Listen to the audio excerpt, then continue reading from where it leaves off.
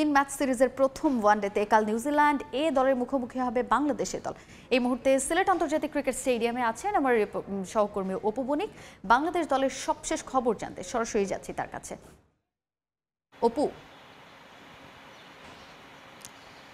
দেখুন, সিরিজের প্রথম শুরুর আগেই কিন্তু আজকে বাংলাদেশ দল তৃতীয় দিনের মতো অনুশীলন সারলো এবং কিছুক্ষণ আগেই কিন্তু তারা এখন মাঠ ছেড়ে কিন্তু বের হয়েছেন এবং কিছুক্ষণ আগেই কিন্তু যে সোহান যিনি রয়েছেন বাংলাদেশ এ দলের যিনি ক্যাপ্টেন রয়েছেন তিনি কিন্তু আমাদের সাথে কথা বলেছেন এবং তিনি যেমনটি বলেছেন যে এই সিরিজকে সামনে রেখে অনেক কিছুই তারা কল্পনা করছেন এবং যেহেতু এই সিরিজটাতে অনেকগুলো প্লেয়ারের প্রত্যাবর্তন ঘটেছে, তো সেই ক্ষেত্রে এই এ দলের যে সিরিজটি রয়েছে এই সিরিজটি দিয়ে খেলেই কিন্তু তারা জাতীয় দলের যে মোড়ক উন্মোচন করতে যাচ্ছেন সেটাকে স্বপ্ন রেখে কিন্তু তারা হৃদয় ধারণ করেই কিন্তু মাঠে ঘাম জড়িয়েছেন।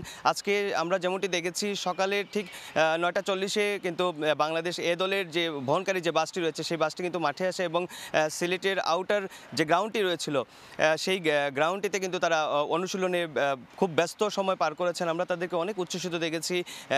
পরবর্তীতে আউটার গ্রাউন্ড যেটি ছিল সেখানে কিন্তু তারা নেটে প্র্যাকটিস করেছে। সেখানে আমরা রাব্বিকেও দেখেছি খুব ভালোভাবে কিন্তু ব্যাটিং করেছেন এবং এর আগে তাদেরকে আমরা ভলিবল নিয়েও খেলতে দেখেছিলাম মাঠে।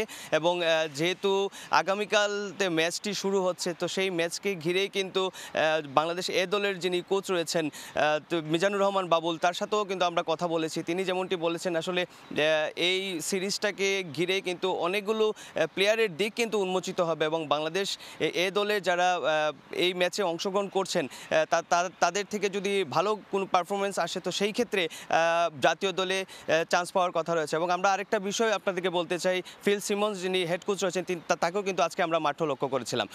তো এই ছিল সিলেটে আন্তর্জাতিক ক্রিকেট স্টেডিয়াম থেকে বাংলাদেশ এবং নিউজিল্যান্ড সিরিজের শুরুর আগের অনুশীলনের আমার কাছে সর্বশেষ তথ্য।